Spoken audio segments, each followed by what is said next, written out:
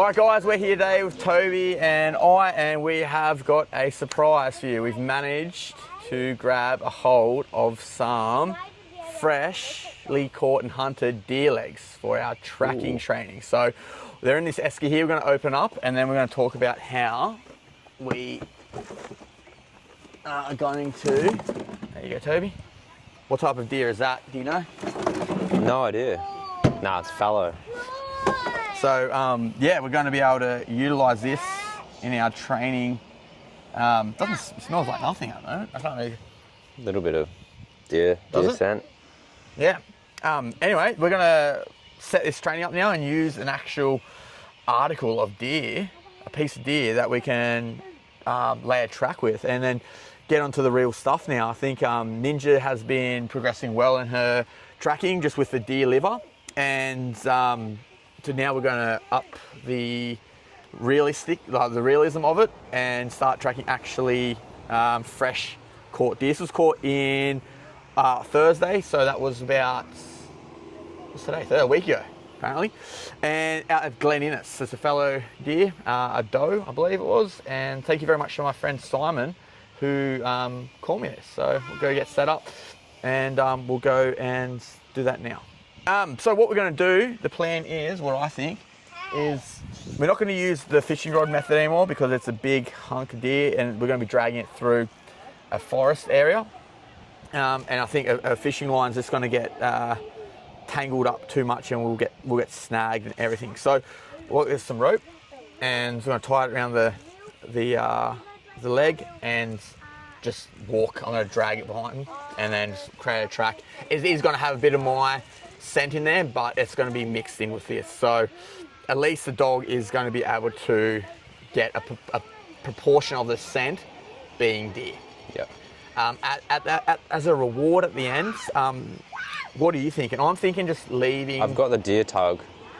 Okay, you can have a play with her at the end. Yeah. Okay, cool. That could. Will she? If she sees it on the ground, will she just go and like pick it up? She'll probably be interested in this. And that. There, yeah. I would say she's going to go for that. Oh, that's fine. I'm happy if she's gonna. Yeah. Like if that's going to be her greatest reward.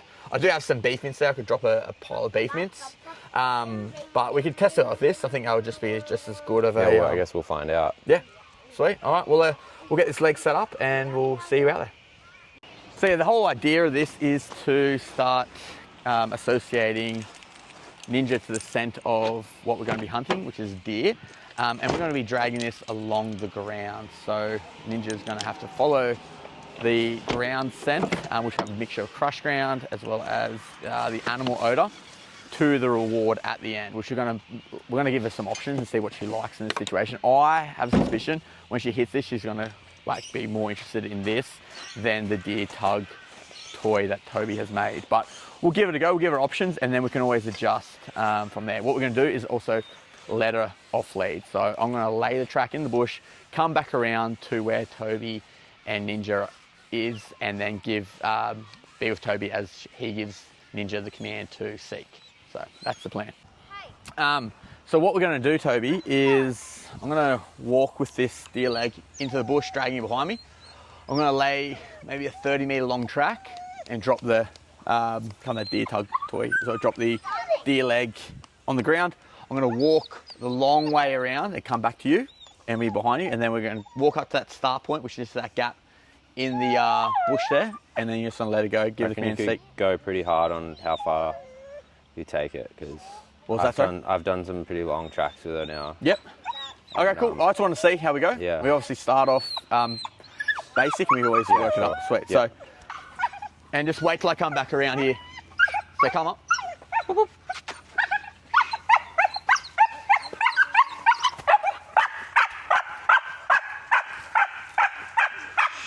Ninja, sit.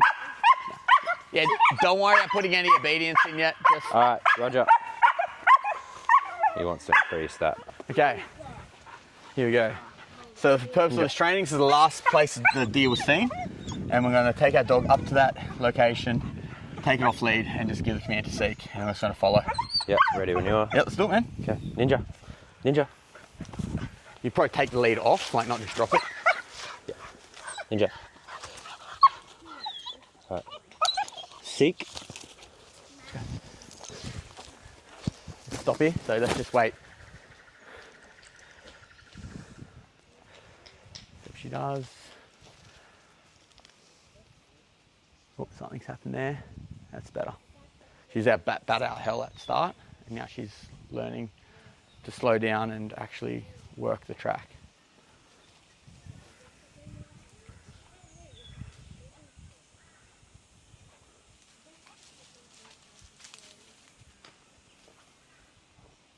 She wants it.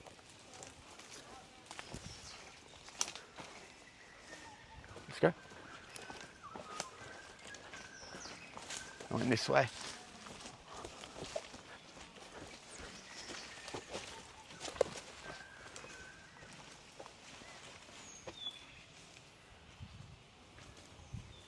Yep, she's right on the track there. Really nice work.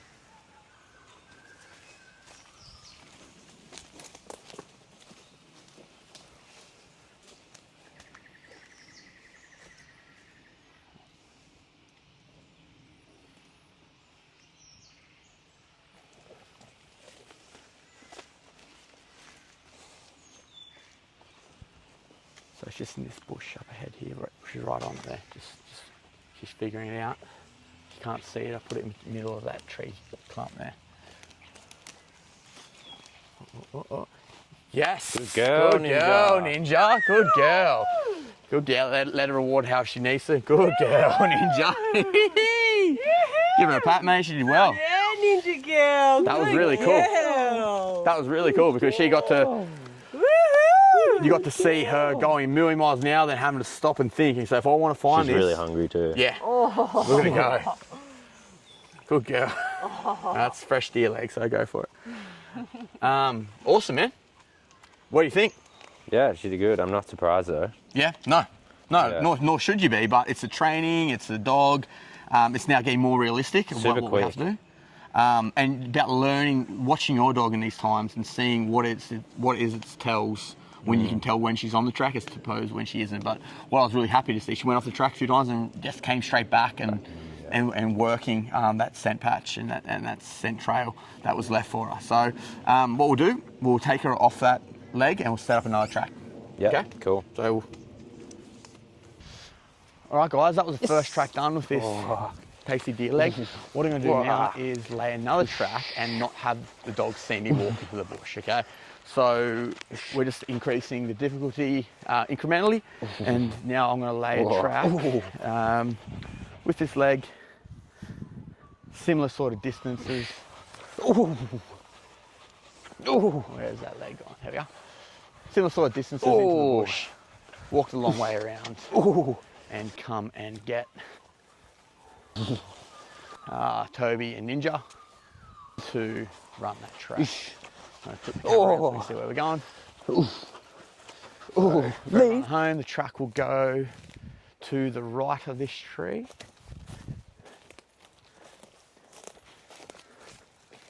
To the left of this tree.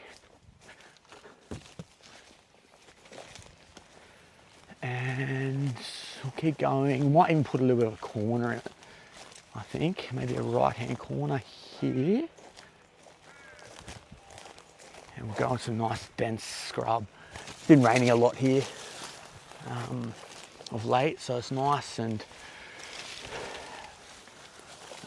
dense, nice and plenty of moisture in the air, which should be great tracking conditions. And I'm going to lay the deer leg in this thick bit of ground coverage here, simulating just actually I put it in this hole right here. So the dog has to really use its eyes to see. So if you're looking at it, you can't use its nose to find it. So if you're looking at it, it's no real easy thing. It's not standing out, the dog will have to use its nose. I'm gonna walk back up now and go get Toby and run the track with him. So yeah, what we're doing is slowly increasing the criteria and making it more realistic. Now we've moved away from the deer lever, which is a good place to start, and that was on a sporting field. now working in much more realistic environments. So really testing the dog here and it's doing really well. So we're going to come out into the open now and I'm going to go get Toby Ninja and see how we go. All right, how we going? All right, good, Mr. Toby. The deer was last seen to run off between those two pine trees there. Don't know where it's gone from there. Maybe that little game trail there. Maybe that could be a good starting point, but from there, I don't know. Like, we'll have to wait and see. Okay, let's find Let's out. see what the dog tells us, because there's no other way we know where the deer is. Don't see any blood as well.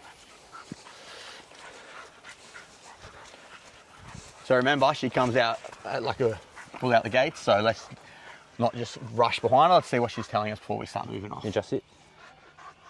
No. Don't worry about obedience yet. Right. Seek.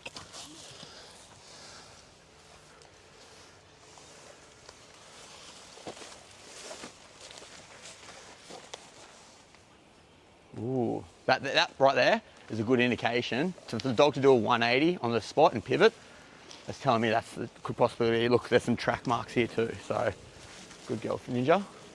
And look, the track goes to the right of that tree. She's right on it here. And so right of that first tree to the left of the second tree behind it. She's working that beautifully. Let's go, just keep going.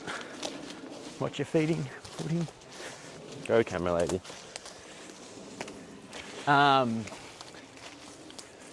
Here we go. I take a right-hand turn somewhere along this area. I think she's on, just needs to figure it out. She's working.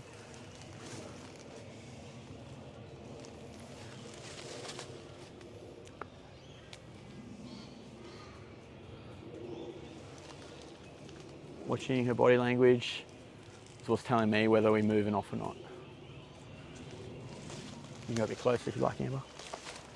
Yep.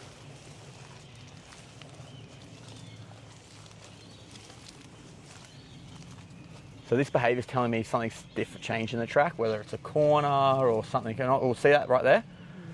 That big head snap's telling me that's where the track has been. Where it goes from there, your dog's still trying to figure that out. So we'll give her some time. All the time she needs, so long as she's working.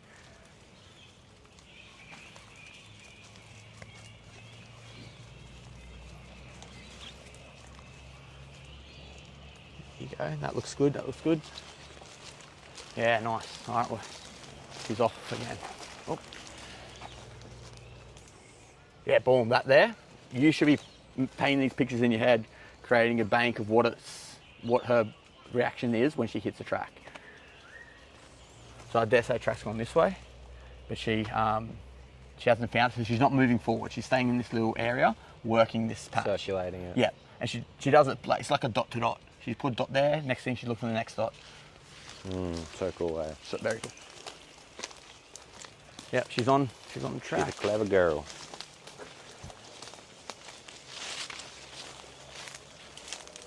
Right here. The last thing we want to do is try and ruin the clean area for the dog. So I always give her a head and only move forward when we know she's on the track. So I'm good where I am. Yep. Yep. Yeah, I think she's got it. Oh.